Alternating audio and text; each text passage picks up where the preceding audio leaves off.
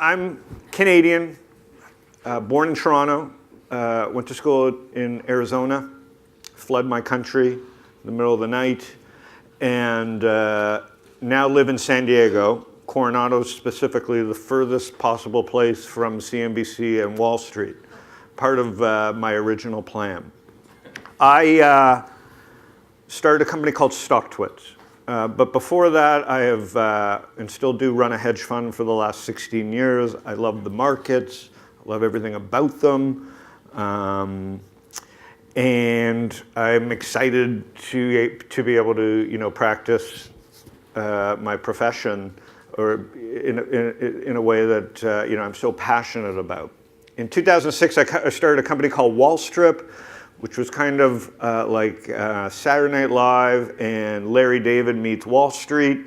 It was a YouTube mini sensation. I'm not a media person. And it was acquired by CBS 8 months later. I left CBS in 2007 when I saw Twitter. I was extremely inspired by Twitter and felt that Twitter would be very disruptive to the financial industry. Flash forward to today, and nobody still believes me. I don't know if that's good or bad, but it's been very interesting and fun ride. How many people here do have a Twitter account? Okay. How many people here are allowed to actually tweet from it? Exactly.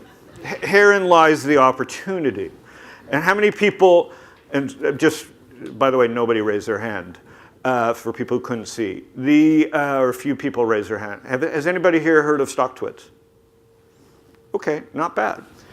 We have so you don't have to be in shame at your desktop. We do have a great mobile app, and I highly recommend. It's really easy to set up. You can make up a name. As long as you behave, we don't care. So StockTwits, the vision behind StockTwits, and I'm not an institutional person, I think that's part of the charm of our community, is we're young, mobile, smart, and irreverent, and just want a place to talk about stocks and markets all day long. Now, if you could look in on a room like that 24/7, you would love that because you too, for your profession, do that. And so my job and StockTwits' job is to build products that allow people to do what they love, kind of like in a glass room, where they don't feel they're being watched, but everybody can eavesdrop. And like any social network, 90 to 99% of the people eavesdrop. So just like in Bewitched, when the neighbor used to pull back her curtain, this is why Facebook's popular, this is why all social networks are popular. People like to eavesdrop. So like he said, I am the co-founder of StockTwits and now chairman. And I believe StockTwits is a human ticker. And I'm not a quant, I can't quantitatively sit here in front of you today and say our streams and data will make our perfect signals. But I do know that it has helped me become a better trader and investor. So in the world that we live in, Spotify exists, and kids love it because it's anybody who uses it loves it because it's what should I be listening to. And Yelp, love it or hate it, and restaurants love it or hate it, it's about where should I go to dinner tonight? And they were very early to mobile. And with StockTwits, it's just like, what should I invest in? What are my friends talking about? So I like to call us a human ticker, started in 2009, blah, blah, blah. And we create filters that you yourself can create or copy to follow people and tickers. I look at the markets like the Tour de France. The Tour de France is a very old race. But the winning of the race is quite simple, taking out doping. But let's assume everybody dopes or nobody dopes. The race is won in the breakaways. The key to the race is riding with that peloton, staying with that peloton. But really the race comes down to the climb and time trials and the breakouts. And really, that's what StockTwits is. You can draft behind smart people. You can fade dumb people. There's the moosh, just like in Vegas. There's people that we love to follow because they're wrong all the time. But the point is, it is a filter that you yourself can work with. It's an ecosystem. StockTwits has an open API, meaning people from CEOs of public companies who are addicted to checking the sentiment on their ticker and may never sign in or chime in. But guys like Spencer Rascoff are using Twitter and StockTwits. All the Twitter employees are checking StockTwits. We are at the center of this universe because of our API. Meaning you can log in from anywhere, mobile or desktop. You can leave your messages. You can read from anywhere. And you can formulate your own strategies. Over the 7 years, we've built this incredible, we haven't built it, but what's evolved is this incredible graph. And it's different than Twitter's because ours is purely on topic. People who want to talk about stocks and tickers and markets and currency pairs. So we have this universe of people and tickers that are connected in a way that's never been connected before. And quants, buy-side analysts, companies like RavenPack, Bloomberg, Reuters, love hooking into our API. We stay neutral. StockTwits is a very neutral platform. Our job is to give people tools to communicate and share. And the data that people pull from it is super interesting, and this is starting to grow. It took a long time to build this type of community. I liken it to tape reading. I like to read the tape. The tape on CNBC as a prosumer is a disaster. And it's a disaster for one reason. Machines control that. When you see the tickers go across the screen, it means nothing to anybody anymore. It's dead space. What it matters to me if an ETF that's traded by a machine is going across the tape. Now, when the tape started, he who had access to that ticker tape had the information. And that's where social is. We can laugh about it. We can ask, how's Twitter and StockTwits going to make money? That is not what we're thinking about inside the company. We're thinking about how do we get more people on to allow more people to read this magnificent new tape. And that's really what I do. How do I use it? Well, it hasn't helped my hair. We can make our jokes. Reading the tape does not improve my hairline. And that picture is terrible. But what we've allowed people to do in a snapshot, what I wanted to be able to do is be on the road, be anywhere, and be able to take a peek at what the whole community is talking about in a snapshot. So we've created a trending page that allows, and no penny stocks, no micro caps. This is all stuff that can't be manipulated in our opinion, or already is manipulated by everyone, and therefore doesn't matter. But check what's trending. Follow the people that I want to check in on my tickers, and quickly in 2 minutes, for me it's about reducing anxiety and being in touch with the tape, being able to do that in a really quick way. Key metrics. Maybe doesn't matter to you, but as the founder, it matters to us. We now have, it's closing in on 1.5 million messages per month. And what's unique about those messages, you hear about billions of tweets, blah, blah, blah. And it's important because Twitter's a public company and a $30 billion business or market cap. What's important to us is that those messages are unique to us. They're not shared on Twitter or LinkedIn or Facebook. Those are real people, not machines. Those are people that have taken the time to comment, chime in about a ticker. 63% of our messages are tagged. Okay, whereas maybe a fraction of 1/10% on messages on Twitter are tagged. And those that are tagged are full of spam and penny stock and promotion and deleted messages and all kinds of manipulation. On StockTwits, you can't delete a message. On StockTwits, so we've thought it through from a financial standpoint and a compliance standpoint. But when I say 63% of our messages are tagged, this is great for the quants and the buy side because there's intent here. People are talking about the actual ticker, not the products per se, not just the management, not that I hate or love, but like the intent of what they're doing. And the cash tag, which is slowly becoming part of the nomenclature in our industry, or social finance, is something that I and the team invented in 2007 as a way, it's a $ and a ticker. It's a way to aggregate the conversation around tickers. It didn't exist before we started that. And then, like I said earlier, 91% of our messages are unique to us. Nobody has that data. That data is owned by StockTwits, and we license it with our partners. And then there's now over 7,300 tickers that are covered by our community.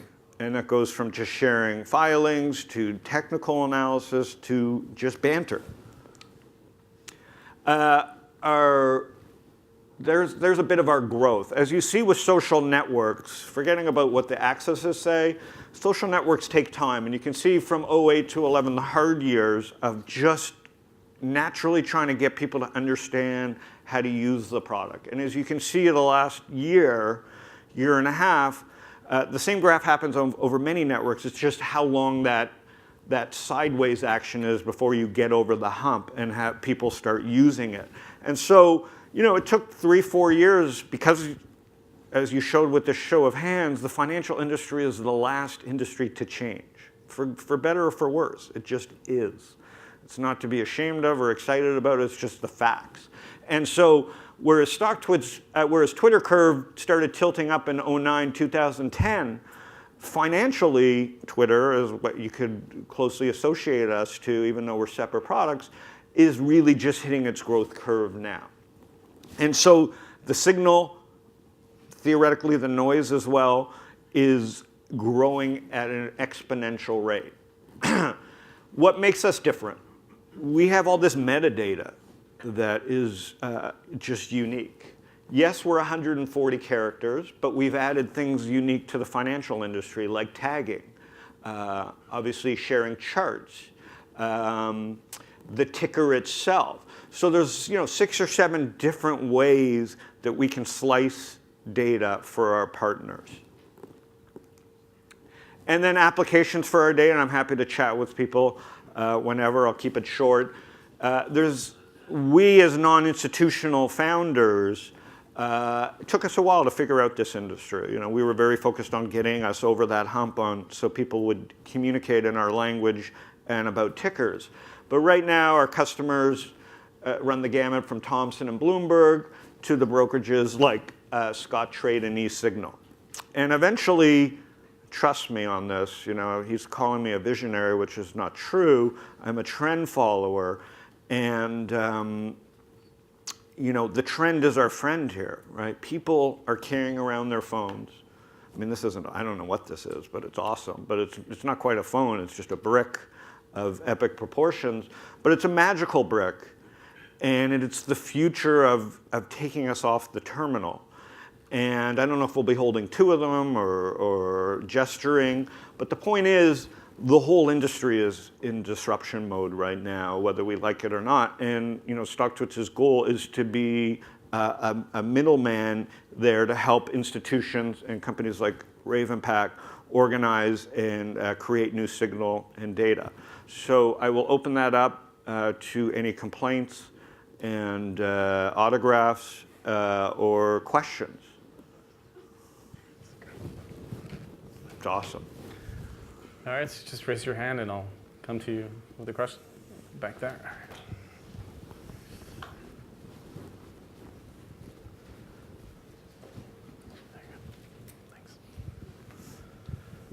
What strategies did you employ to get critical mass onto your site in the first place?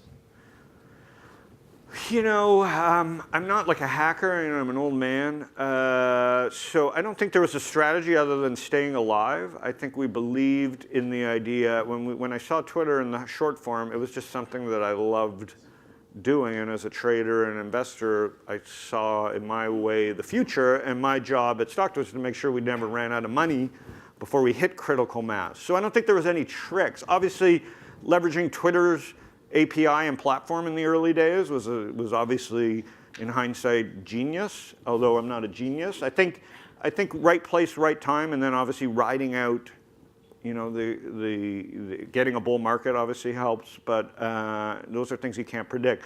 But no tricks. It was just us helping Twitter at the beginning, and us making sense. So we always saw that little bit of uptake.